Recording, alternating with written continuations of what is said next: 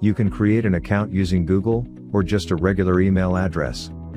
Let's begin with selecting the project, Closet Smith. A quick reminder that the parts are attached to a project.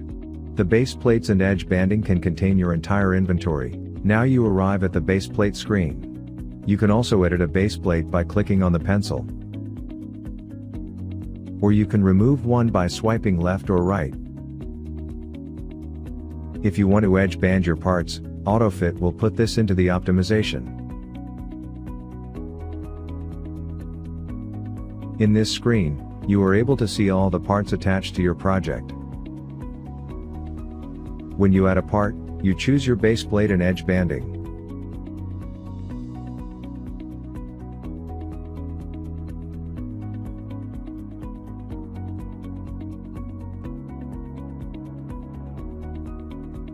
Once you've added all parts, you go to Results.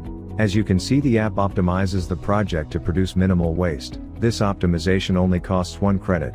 The bigger the optimization, the more credits you will have to use. Each account gets 20 free credits. After pressing Get Results, you will find more info about the optimization. When you press Download all images, you immediately get the pictures.